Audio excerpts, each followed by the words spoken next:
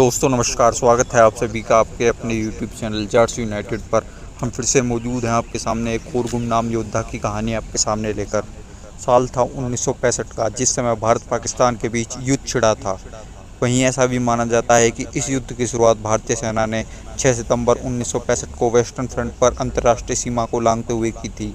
हालांकि इस युद्ध को आज भी वो दर्जा नहीं दिया गया है जितना कि साल 1971 में हुए युद्ध या फिर 1962 में इंडो चाइना युद्ध को दिया जाता है, क्योंकि इस युद्ध में ना तो कोई देश हारा था और ना ही कोई देश जीता था, क्योंकि दोनों ही देश आज भी मानते हैं कि जीत हमारी हुई थी। हालांकि इस युद्ध से जुड़ा एक ऐसा किस्सा है जो हर भारतीय का सीना गर्व से चौड़ा कर देगा, क्योंकि जहां एक तरफ भारतीय सेना ने हर युद्ध की तरह इस युद्ध में अदम्य साहस का परिचय दिया, वहीं दूसरी तरफ इस युद्ध के दौरान एक किस्सा है जो हर भारतीय को जानना चाहिए। ये किस्सा है कि जिस समय भारतीय सेना पाकिस्तान पर चढ़ाई के लिए जा रही थी, उस दौरान सेना ने पंजाब से दिल्ली जा रहे एक ट्रक को रुकवा लिया था। इस ट्रक में गेहूं की बोरियां लदी थीं। उस दौरान फौजियों ने ट्रक ड्राइवर से कहा कि पाकिस्तान के खिलाफ चल रही लड़ाई में हमें आपकी ज़रूरत है। इसके बाद ट्रक ड्राइवर ने ट्रक में लदी सभी गेहूं की बोरियां वहीं उतार दी और सेना को लेकर ट्रक ड्राइवर पाकिस्तान की सीमा में घुस गया था, जिसके बाद उस ट्रक ने पाकिस्तानी सेना पर इस कदर कहर बरपाया कि सभी ने अपने दांतों तले उंगलियां दबा ली थीं। यह कोई किस्सा नहीं, यह हकीकत है और उस ट्रक ड्राइवर का नाम है कमल नैन, जो उस समय ट्रक नंबर PNR 5317 ट्रक में लगभग 90 बोरी गेहूं की लाद कर दिल्ली ले जा रहे थे। उस दौरान सेना की एक टुकड़ी ने कमल को रोका और उनसे कहा कि भारत पाकिस्तान के बीच जंग छिड़ गई है, हमें आपके ट्रक की ज़रूरत है।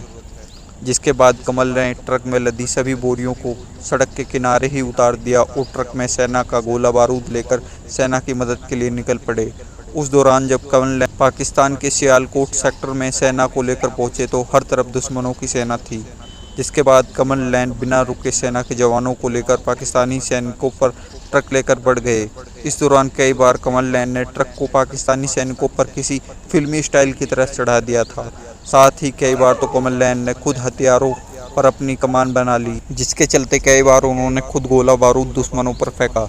जिस समय युद्ध विराम हुआ और कमल नैन वापस आई तो वह एक ट्रक ड्राइवर नहीं थे, वो उन हीरोज़ में से एक थे जिन्होंने भारतीय सैनिकों के साथ उन्हीं की तरह अदम्य साहस और पराक्रम का परिचय दिया था।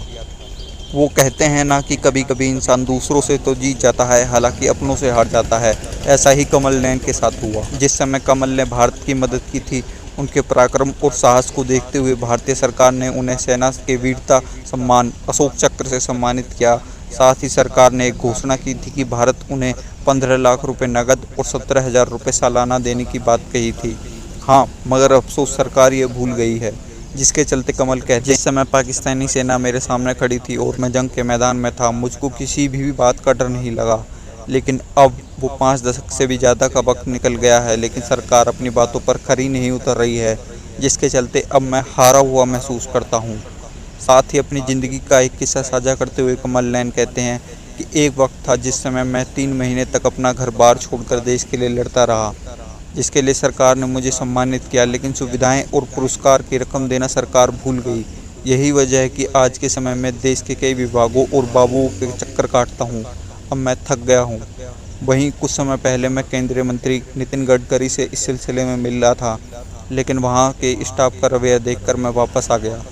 जाहिर है कि सरकार इस वीर सिपाही को भूल सकती है, सरकार अपने किए वादों को भूल सकती है, लेकिन हम नहीं। तभी तो हम इस वीर सिपाही 1965 भारत पाकिस्तान को वो हीरो कहते हैं, जिसका पराक्रम और साहस आज भी हर भारतीय के लिए मिसाल है।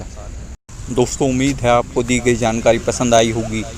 कैसा लगा आपको हमारा आज का नया वीडियो, नीचे कमेंट बॉक्स में कमेंट कर ज़रूर बताएं। वीडियो अच्छा लगे तो लाइक करें, शेयर करें और चैनल को भी सब्सक्राइब करें। मिलते हैं किसी अन्य वीडियो के साथ। जय हिंद, जय भारत, जय जाट एकता।